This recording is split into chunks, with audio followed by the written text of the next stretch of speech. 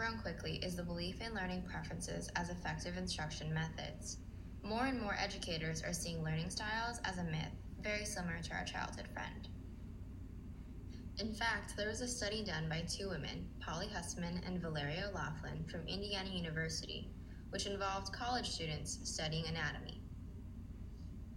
Over 400 students took the VARK, the Visual, Auditory, Reading, Writing, and Kinesthetic Learning Styles Evaluation. They had these students explain details about the techniques they used for mastering materials outside of class, such as flashcards, review of lecture notes, and any anatomy coloring books. Their study had found that out of the 400 students they had tested, nearly 70%, that is about 280 of the students, failed to employ study techniques that supported their specific learning style preferences. For example, a student who identified as a visual learner did not use the visual strategies like graphs or diagrams. So what does all of this mean, and how does this help educators? Hussman and O'Loughlin's study was able to prove that sticking to only one method of learning or one type of learning style is not effective, but rather students who spaced out their learning sessions over time, experienced the material in multiple modalities, tested themselves on the material as part of their study practices, and elaborated on material to make meaningful connections, were overall more successful.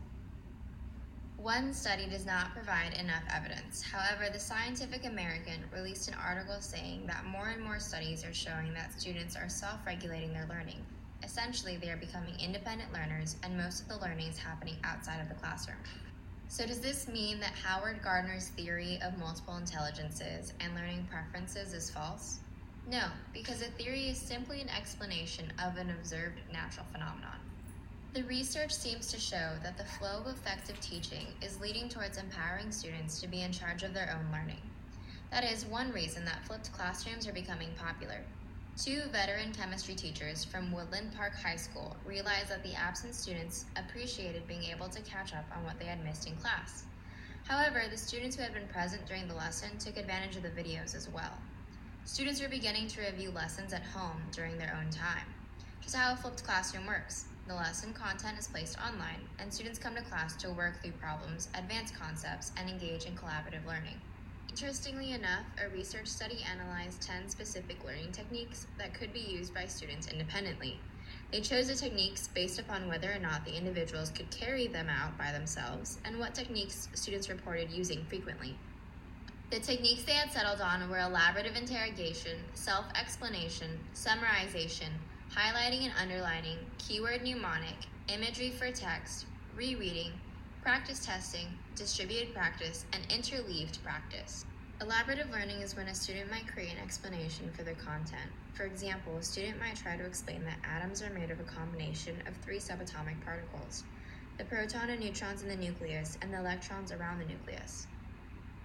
Self-explanation would occur when a student would explain to themselves how the new content is related to prior knowledge. For example, a student could explain that they understand how elements bond with other elements based upon the number of electrons in the electron cloud. This refers back to an atom structure. Summarization is what a student might do to help themselves remember important information from specific chapters. He or she might write a paragraph or two to explain key details or important facts. Underlining and highlighting is something a student can do while reading the text. They might highlight keywords and definitions while underlining important people or places.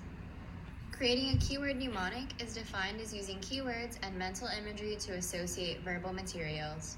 An easy example that many students and adults use to this day is never eat sour watermelon in order to remember north, east, south, and west. A few self-explanatory techniques included imagery for text to create a mental picture, rereading the text multiple times, and practice tests. In the study created by Dunluski and his fellow researchers, they were able to determine through a variety of examinations and analysis which of the 10 techniques were low, moderate, and high based on utility. These results show that students need a wide range of modalities to learn content, and that they will learn more efficiently if the teacher uses a variety of techniques rather than a few.